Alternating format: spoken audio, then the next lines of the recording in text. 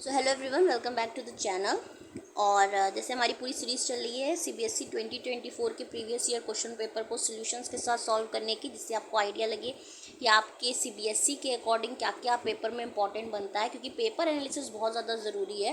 और यहाँ पे मैं सिर्फ पेपर आपको बता नहीं रही हूँ, सिर्फ सोल्यूशन नहीं, उसको डिटेल में एक्सप्लेन भी कर रही हूँ। सो अगर आप चैनल पर नए हैं तो चैनल को तुरंत ही सब्सक्राइब कर लीजिए, क्योंकि हम आपको आने वाली वीडियोस ताकि अच्छे से आपको मिल सकें। और ये सेट नंबर 10 चल रहा है और आगे के सेट्स भी हम लोग कंटिन्यूएशन में करेंगे, तो वीडियो कोई मिस ना हो, इसलिए चैनल को तुरंत ही सब्सक्राइब कर लीजिए, आपको बहुत अच्छे से समझ में आएगा। आज आप बिल्कुल धैर्य के साथ बने रहें और मैं आपको दिखा दूं कि आज हम लोग कौन कौन से क्वेश्चंस करने वाले हैं। आज हम लोग सेक्शन सी के ये सारे क्वेश्चंस करेंगे और बहुत अच्छे से समझ के करेंगे, ताकि नेक्स्ट टाइम एग्जाम में जब भी आप इससे रूबरू हो इन क्वेश्चन से, आपको बिल्कुल भी प्रॉब्लम ना हो क्वेश्चन सॉल्व करने के लिए। ठीक है, अगर आप नहीं भी जानते हैं तो भी, अगर आप जानते हैं तो भी आपको समझ में आएगा बहुत अच्छे से। ओके, सो बिना किसी देरी के हम लोग शुरू करते हैं। ठीक, तो सेक्शन सी की बात की जाए तो सेक्शन सी में आपसे क्वेश्चन पूछा गया था कि आपको सबसे पहले राइट करना है आइंस्टीन की फोटो इलेक्ट्रिक इक्वेशन को। बहुत सिंपल है। देन उन्होंने कहा how did Millikan prove the validity of this equation, कैसे उन्होंने मिलीकन ने इक्वेशन की वैलिडिटी को प्रूव किया। एंड द सेकेंड क्वेश्चन आपका इसी चैप्टर से ही है कि explain the existence of threshold frequency of the incident radiation for the photo electric emission from a given surface. सब हम लोग इसी में डिस्कस करेंगे। तो आइए, अगर आप नहीं भी जानते तो मैं आपको थोड़ा बहुत आइडिया दे देती हूँ कि what is photo electric emission. थोड़ा बहुत क्या पूरा ही समझ में आ जाएगा आपको। देखिए क्या होता है फोटो इलेक्ट्रिक एमिशन, कि यहाँ पर एक मेटल की प्लेट लगी होती है, ठीक, और यहाँ से एक लाइट गिराई जाती है ऑफ पर्टिकुलर फ्रीक्वेंसी। ठीक है, जैसे लाइट गिराई जाती है तो यहाँ देखने को क्या मिलता है, यहाँ कोई सर्किट नहीं लगा होता। ये जो आप बैटरी देख रहे हो किसी और काम के लिए इस्तेमाल होती है। अभी आप सिर्फ इतने में फोकस करो तो इस पर, ठीक है, इस सर्किट पे। तो इस सर्किट पे ये देखने को मिलता है कि यहाँ पर क्या है, करंट, इस सर्किट में करंट दौड़ने लगती है, यानी कि इलेक्ट्रॉन यहाँ से ज़रूर निकले होंगे तभी सर्किट कंप्लीट हुआ होगा। एंड देन यहाँ पर करंट मिलना शुरू हो गई थी। तो ये बहुत ही अचंभित करने वाला एक एक्सपेरिमेंट था, जिसका एक्सप्लेनेशन नहीं हो पा रहा था, क्योंकि ये साइमल्टेनियसली यहाँ पर जैसे ही लाइट गिरती थी इलेक्ट्रॉन एजेक्ट होते थे और यहाँ पर क्या है, करंट मिलना शुरू हो जाती थी। तो ये नेचर जो है वो समझ में नहीं आ रहा था, क्योंकि लाइट को तब तक हम वेव नेचर मानते थे। और उसके बाद क्या है कि चीज़ें समझ में नहीं आ रही थी। तो आइंस्टीन यहाँ पर आते हैं और आइंस्टीन इस चीज़ का एक्सप्लेनेशन अच्छी तरह देते हैं। तो आप जो है बहुत अच्छे से सुनेंगे। आइंस्टीन ने इक्वेशन दी और उन्होंने समझाया कि आखिरकार यहाँ क्या होता था। तो यहाँ पर उन्होंने ये बताया कि आइंस्टीन की जो इक्वेशन है वो मैं आपको पहले दिखा देती हूँ कि क्या है।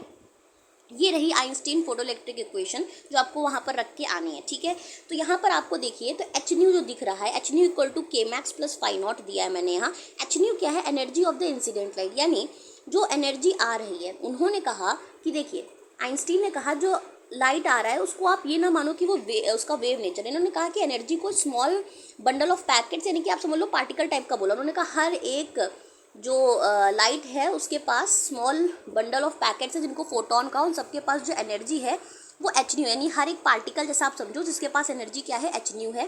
ठीक है, जब लाइट आती है तो वो पार्टिकल फॉर्म में आती है।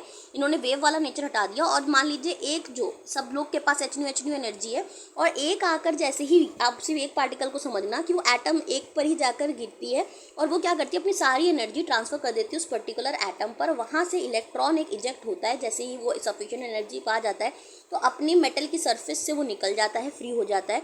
और वो क्या करता है कि यहाँ पर चलना शुरू क्यों कर देता है, वो इस तरीके से कि उसको एक सफिशिएंट अमाउंट ऑफ एनर्जी चाहिए टू इजेक्ट, अपने को एटम से अलग होने के लिए। वो होती है फाई नॉट, जिसको वर्क फंक्शन भी कहते हैं। ठीक है, क्या करती है, इजेक्ट होने के लिए एनर्जी चाहिए। और उसके बाद प्लस जो रिमेनिंग अमाउंट ऑफ एनर्जी इसने दी हुई है वो ये काइनेटिक एनर्जी के फॉर्म में लगा देता है। ठीक है, इसी को हम लोग ने इक्वेशन को यहाँ पर लिखा है यहाँ पर। ठीक है, ये इक्वेशन है यहाँ पर। तो एनर्जी एच न्यू क्या है, energy of the incident light है। के मैक्स क्या है, काइनेटिक एनर्जी है फोटो इलेक्ट्रॉन की जो उसको मिली है। फाई नॉट क्या है, वर्क फंक्शन, जिसको कहते हैं minimum energy needed for the electron to escape from metal. ठीक है, कि वो मिनिमम एनर्जी जो उसे चाहिए एस्केप करने के लिए। ठीक है, हर एक एनर्जी पर नहीं निकलेगा, पर्टिकुलर एनर्जी तक तो चाहिए। अब बात आती है कि यहाँ पर हमने क्या लगा रखा है, एक स्टॉपिंग पोटेंशियल, यानी कि यहाँ से इलेक्ट्रॉन निकल रहा है तो हम जैसे इलेक्ट्रॉन पर निगेटिव आप देख रहे होंगे तो हम निगेटिव पोटेंशियल यहाँ प्रोवाइड करा रहे हैं। इस जगह पर क्या कराते हैं, निगेटिव पोटेंशियल। इलेक्ट्रॉन यहाँ पर धीरे धीरे आके, जो हाईएस्ट एनर्जी वाला इलेक्ट्रॉन है वो यहाँ पर आके क्या करेगा, जैसे ही आएगा रुक जाएगा। ठीक है, रुक जाएगा क्योंकि यहाँ रिपल्शन का फोर्स महसूस करेगा। तो हम यहाँ जान जाएंगे कि यहाँ पर जो भी हमने पोटेंशियल लगाया है वो जितना भी है, ठीक है, इसको EV नॉट से हम बात करेंगे। ये एनर्जी और ये एनर्जी जब बराबर हो जाएगी तब यहाँ से इलेक्ट्रॉन जो है वो रिपल हो जाएगा, यानी कि सर्किट को कंप्लीट नहीं करेगा। ये काइनेटिक एनर्जी का मेजरमेंट होगा कि आखिरकार इसके पास कितनी काइनेटिक एनर्जी प्रोवाइड करा पा रहा है ये, ठीक है। जो एनर्जी आ रही है, जो मतलब लाइट आ रही है, वो कितनी काइनेटिक एनर्जी प्रोवाइड करा पा रही है, उसका मेजर कैसे करते हैं, यहाँ स्टॉपिंग पोटेंशियल जो लगाते हैं उससे करते हैं, ठीक है। स्टॉपिंग पोटेंशियल की वैल्यू आपको EV नॉट पता है, और यहाँ पर काइनेटिक एनर्जी हमें पता चल जाती है कि मैक्सिमम इलेक्ट्रॉन, जो मैक्सिमम एनर्जी है फोटो इलेक्ट्रॉन की, वो क्या है, ठीक है। तो स्टॉपिंग पोटेंशियल से आप रिलेशन समझ गए होंगे। तो ये जो आइंस्टीन फोटो ये आपने पूरा आंसर दे दिया है। अब जो अगला क्वेश्चन है, जहाँ पर हम वैलिडिटी की बात कर रहे हैं कि कैसे मिलीकेन ने प्रूव किया, उसके लिए यहाँ पर मैं आपको बताती हूँ कि इस इक्वेशन को हम इस तरह से लिख सकते हैं, Kmax को इधर लग दें और HNu माइनस फाई नॉट कर दें, ठीक है। अब क्या करना है हमें, Kmax को EV नॉट के बराबर कहा जा सकता है, इसीलिए वो बात समझाइए। तो इसको EV not equal to HNu minus phi not कर दिया है। तो V नॉट बराबर क्या हो जाएगा, H by e nu minus phi not by ये E जो है वो सबके नीचे आ गया है। अगर आप इसको गौर से देखो तो ये बिल्कुल इक्वेशन लग रही है y equal to mx plus c वाली इक्वेशन, ठीक है, स्ट्रेट लाइन वाली इक्वेशन लग रही है। तो यानी कि y पे हम अगर स्टॉपिंग पोटेंशियल और न्यू जो है इन दोनों वर्सेस ग्राफ खींचे तो हमें एक स्ट्रेट लाइन मिलेगी, जहाँ h बाई ई क्या हो गया, स्लोप हो गया। बहुत अच्छे से समझिएगा, h बाई ई क्या हो गया, स्लोप हो गया। तो आप देख सकते हैं स्टॉपिंग पोटेंशियल वर्सेस न्यू ये ग्राफ बनता है और एक स्ट्रेट लाइन ग्राफ बनती है। स्लोप देखिए h बाई ई है, h जो होता है वो प्लांक्स कांस्टेंट होता है, और e आप सभी को पता है जो वैल्यू होती है 1.6 इंटू 10⁻⁻19 होती है। यानी ये क्या बता रहा है कि ये किसी भी मेटल के नेचर पर डिपेंड नहीं कर रही है। अगर आप बहुत देखें तो h बाई ई का मतलब स्लोप सबके लिए सेम आने वाला है ना। स्लोप की जो वैल्यू है h बाई ई वो सबके लिए तो सेम आ जाएगी, क्योंकि e भी आपको पता है, h भी प्लांक्स कांस्टेंट है, यानी हर मेटल की डिपेंडेंसी पर ये डिपेंड ही नहीं कर रहा है। बहुत ही अजीब अगर देखा जाए तो रिजल्ट है, ठीक है। इसी को अब मिलीकेन को क्या है, ये बात अच्छी नहीं लगी, क्योंकि आइंस्टीन ने कोई एक्सपेरिमेंटली तो प्रूफ किया नहीं था, उन्होंने ये पूरा एक्सप्लेनेशन दिया था एक्सपेरिमेंट्स को देखते हुए कि क्यों हो रहा होगा, ये बता दिया। अब मिलीकेन 1906 से 1916 में जो थे, उन्होंने सीरीज ऑफ एक्सपेरिमेंट इस बात पर कर डाले कि आइंस्टीन की इस बात को गलत साबित करेंगे, ठीक है। लेकिन एक्सीडेंटली उन्होंने क्या किया कि इसको सही साबित किया। कैसे किया, यही आपको वहाँ आंसर में लिखना है, ठीक है। तो मिलीकेन ने क्या किया, series of the experiment perform किए aimed at disproving Einstein's photo electric equation. उन्होंने क्या किया कि मेज़र किया स्लोप किसका, इन्होंने ले लिया सोडियम मेटल, जहाँ पर हम लोग बात कर रहे हैं वहाँ पर इन्होंने क्या किया कि एक मिनट मैं आपको दिखाती हूँ। इस जगह पर जहाँ हम लोगों ने किसी भी मेटल की प्लेट को लिया जा सकता है इस जगह पर, तो उन्होंने क्या लिया, यहाँ सोडियम ले लिया। अब सोडियम मेटल लेने के बाद उन्होंने क्या किया, ग्राफ प्लॉट करना शुरू किया, क्योंकि इनके हिसाब से तो स्लोप सेम होना चाहिए, है ना। तो इन्होंने ग्राफ सोडियम के लिए प्लॉट किया। आपको ये लिखना होगा सोडियम, ये इंपॉर्टेंट है, ठीक है। सोडियम के लिए उन्होंने ग्राफ मिलीकेन ने प्लॉट किया। तो उसके बाद उन्होंने क्या किया कि यहाँ से स्लोप निकाला अपने एक्सपेरिमेंटली, ठीक है। एक्सपेरिमेंटली कोई वैल्यू आएगी, सपोज करिए मैं आपको कह देती हूँ कि उनकी कोई वैल्यू आई होगी x, ठीक है, x कोई भी वैल्यू नंबर आया होगा, इसका स्लोप उन्होंने यहाँ से निकाल लिया। सबको स्लोप निकालना आता है अगर आपने एक्सपेरिमेंट किए हुए अपने, ठीक है। इक्वल टू उन्होंने क्या किया कि h बाई ई किया, ठीक है। उन्होंने h बाई ई नहीं किया था, उन्होंने क्या किया, x को e से मल्टीप्लाई कराया। e की वैल्यू आप सबको पता है 1.6 इंटू 10⁻⁻19 होती है, और ये जो वैल्यू थी, जब इन दोनों को मल्टीप्लाई कराया तो अचंभित करने वाली बात ये थी कि वो लगभग प्लांक्स कांस्टेंट की वैल्यू, जो कि आप सब जानते हैं 6.63 इंटू 10⁻34 जो होती है, लगभग यही वैल्यू दे रहा था। तो ये बात को प्रूफ करता है कि जो आइंस्टीन ने कहा था कि जो स्लोप होता है वो h बाई ई के बराबर ही होता है, यानी कि एक कांस्टेंट वैल्यू होती है, तो वो बिल्कुल सही थी। और इसीलिए उन्होंने बात छोड़ दी और उन्होंने मान ली कि आइंस्टीन भैया बिल्कुल सही कह रहे थे, और इस तरह से इन्होंने प्रूफ कर दिया आइंस्टीन की उस चीज़ को एक्सपेरिमेंटली भी, ठीक है। तो यहाँ यही बात लिखी है, he measure the slope of the straight line obtain from the sodium using known value of e, he determine the value of Planck's constant की h निकाली, दिस वैल्यू बहुत क्लोज थी इस वैल्यू के। In this way he proved the validity of Einstein photo electric equation instead of disproving it, ठीक है। उम्मीद है आपको ये बात समझ में आ गई होगी। नेक्स्ट बात करते हैं कि अभी उन्होंने जो नेक्स्ट बी पार्ट में पूछा है कि थ्रेशोल्ड फ्रीक्वेंसी की एग्जिस्टेंस को आप जस्टिफाई करो कि एक थ्रेशोल्ड, देखिए थ्रेशोल्ड का मतलब है एक मिनिमम अमाउंट ऑफ फ्रीक्वेंसी उसको रिक्वायर्ड है जो मेटल है उसको इजेक्ट होने के लिए यहाँ से, ठीक है। अब ये देखिए इक्वेशन, अगर आप इसी 2 को दोबारा से मैंने यहाँ लिखा है, अगर इसको गौर से देखिए तो HNu तो वो एनर्जी है जो लाइट आ रही है उसके पास है, ठीक है। अब लाइट जो आ रही है वो एनर्जी की अमाउंट अगर है वो हमेशा ज़्यादा होनी चाहिए फाई नॉट से इक्वेशन, अदरवाइज अगर ये मान लीजिए कम हुई HNO अगर कम हुई तो ये वैल्यू निगेटिव कर देगी, और ये वैल्यू निगेटिव कर देगी तो एनर्जी तो कभी निगेटिव होती नहीं है, ठीक है। तो इसका मतलब HNO always should be greater और एटलीस्ट इक्वल टू 0 भी नहीं होनी चाहिए, ठीक है। तो should be greater to phi not. तो यहाँ लिखा है कि ये क्वेश्चन हमें बताती है कि HNO जो है वो फाई नॉट से ग्रेटर होना चाहिए। फाई नॉट है क्या? वर्क फंक्शन, वो एनर्जी जो रिक्वायर्ड, उसको minimum amount of energy required है टू इजेक्ट, वहाँ से इजेक्ट करने के लिए, तो इसको HNO नॉट भी कहा जाता है, फाई नॉट को।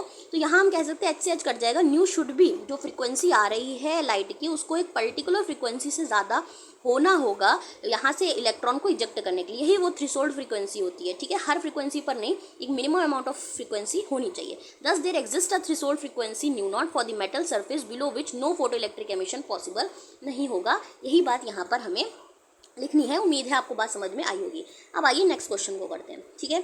नेक्स्ट क्वेश्चन है कि define the term electric flux and right it's dimension. ये तो देखिए हर बच्चा करके आया होगा, इतना आसान क्वेश्चन भी अगर ना कर पाए तो फिजिक्स पढ़नी बेकार है, ठीक है। Define the term electric flux and right it's dimension. तो यहाँ पर फिर भी मैं आपको बता दे रही हूँ कि इलेक्ट्रिक फ्लक्स सबको पता है कि ये मेजर क्या है, किसी भी पर्टिकुलर एरिया से total number of lines, electric field lines जो ऑफ फोर्सेज होती हैं वो जो पास होती हैं, उसका जो मेजर होता है वही क्या होता है, इलेक्ट्रिक फ्लक्स होता है। So it is the measure of the total number of electric field line passing through a surface normally.